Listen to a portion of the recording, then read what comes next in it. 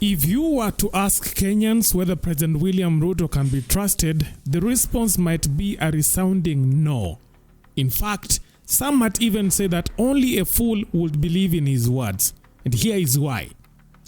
Remember the Gen Z protest? President Ruto was teetering on the edge of losing control of the country to an uprising of angry youths.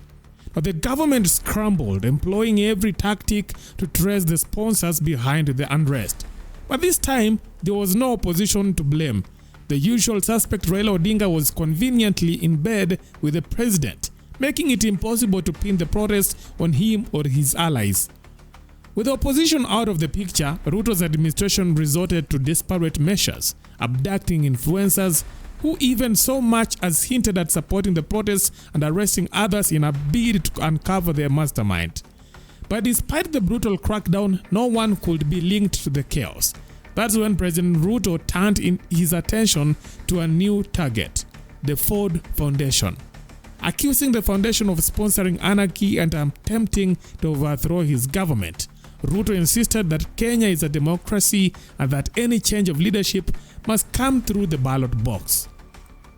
We have no use for anarchy and violence and destruction of property and loss of life. Wale ambao wana sponsor hiyo violence, sisi tunawajua.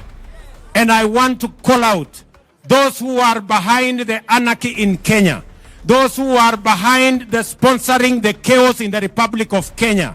Shame on them, because they are sponsoring violence against our democratic nation. Mimi nataka niulize watu wa Ford Foundation, watuambie hiyo pesa wanatoa ifanye fujo ndio wapate faida gani? We are going to call them out and we are going to tell them if they are not interested in democracy in Kenya, if they are going to sponsor violence, if they are going to sponsor anarchy, we are going to call them out and we are going to tell them they either style up or they leave. Tunaelewana jameni ama tuelewani? Munataka watu watununulie vijana ati wafanye fujo katika Kenya?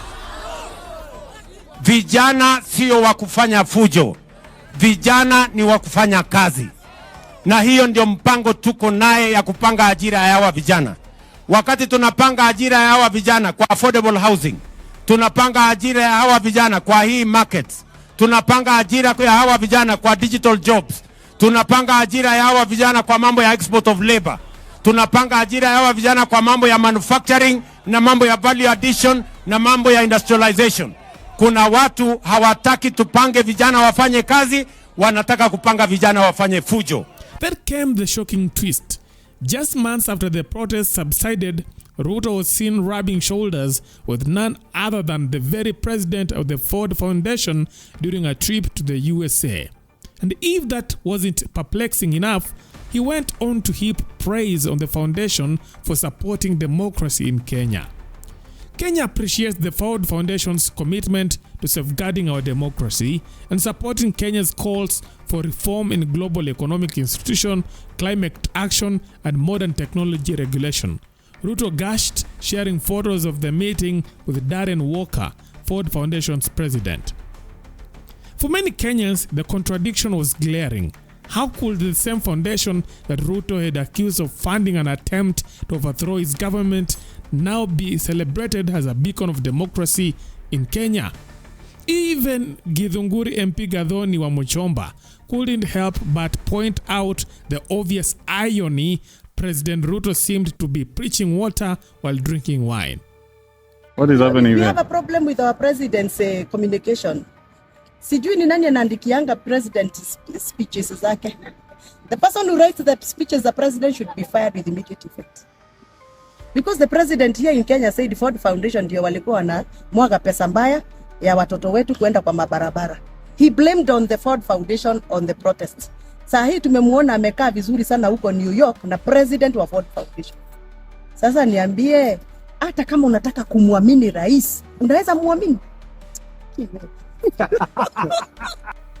And the pattern doesn't stop there. In another episode of what many are now calling Ruto's contradictions, the president claimed credit for allowing Starlink, Elon Musk's satellite internet service, to operate in Kenya.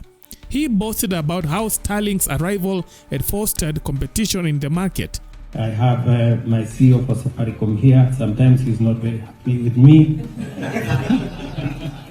for bringing other characters like Elon Musk and others into the space.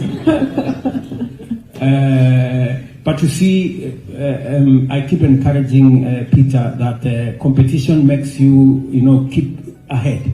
And he's been doing pretty well, I must admit. He's really upped his game. Yet, not too long ago, one of Ruto's own MPs had vowed to fight Starlink's entry into Kenya, claiming it wasn't creating any job opportunities for locals. Inaleta internet huko, inaleta kitu inaitwa Starlink, na hao wanaleta internet where actually we cannot even get anything from them. Me, I want to tell Safaricom that when I go back to the National Assembly, we must discuss and know how we are going to deal with competitors who cannot give back to our communities na wanachukua pesa zetu bure. Safaricom has laid a fiber optic cable all over Kenya. Starlink inatumia satellite, inatumia hewa yetu, inaleta biashara huko, competing with Safaricom. We don't want to say monopoly is okay, but we want to say there should be fairness for companies that are bringing back and are employing our people so that we don't run down our companies for the benefit of people kutoka America na kwingine because of capitalism.